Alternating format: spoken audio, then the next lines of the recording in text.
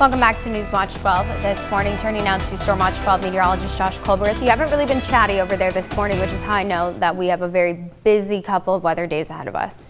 Yeah, I've just been running around like a chicken with its head wrung off. It's just been one of those mornings out there. It's going to be one of those days for today and tomorrow, as we do have high impact weather. You can see it starting to enter the domain of the screen, and the radar is going to look a lot more active a little bit later today. So let's go ahead and put this in motion with Stormcast. And by the time we get to lunchtime, could have a few light showers along and west of the Cascades, but the heaviest stuff holds off until we get to around dinner time, maybe just a little bit before that. So this would be a very tricky evening commute on US 101. Some of this starting to get over to the east side too, but it's really going to be overnight and into tomorrow morning. That is going to be the chief time frame in which we see the heaviest snow, the gustiest winds, and the heaviest rains.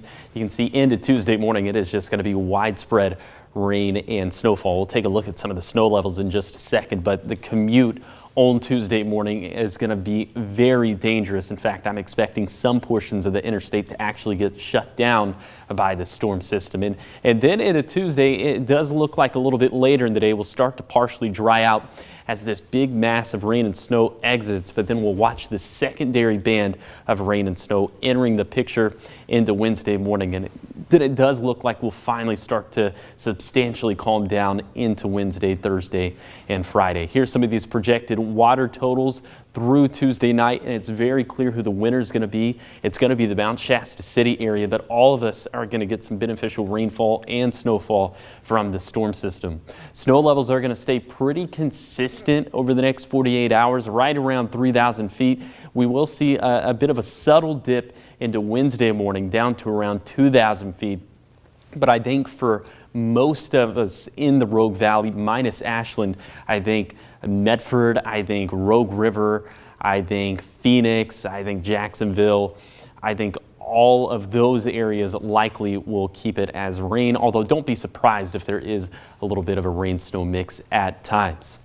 Snowfall totals over the next 48 hours are going to be significant in the Mount Shasta City area, anywhere between 1.5 to 2 feet, with some totals a little bit north of that on some of the area passes. And then the Cascades and Siskiyous will also get a ton of snow. Siskiyou Summit is going to get maybe upwards of 1 foot to 1.5 feet of snow. And if that verifies, that means that I think some portions of the interstate in southern Jackson County could get shut down too. And then the east side could see maybe 3 to 4 inches on Oregon 140, but that's a pretty conservative estimate. And on top of all that, we think that blowing snow is going to be a pretty big deal, because these wind gusts could gust upwards of 50 to 80 miles per hour this afternoon through tomorrow evening. So travel is going to be tough, not only because of the snow, also because of the winds. And I think some power outages are likely across the region as well. So for today, it's going to be wet. It's going to be windy.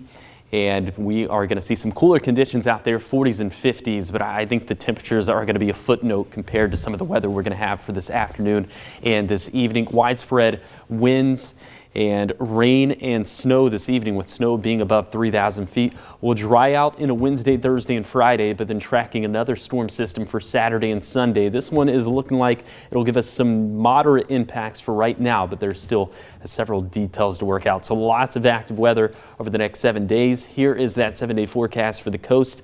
40s and 50s over the next 7 days. Very wet. Siskiyou County is going to see a lot of impacts from the storm system, especially down towards Snowman Summit and Blackview Pass and Mount Shasta City. For the east side, again, 3 to 4 inches of snow we're expecting for Oregon 140, probably a little bit less for Klamath Falls and Lakeview, but that is a very conservative estimate. The snowpack is going to be in a very good place once we're on the other side of this next 7 days.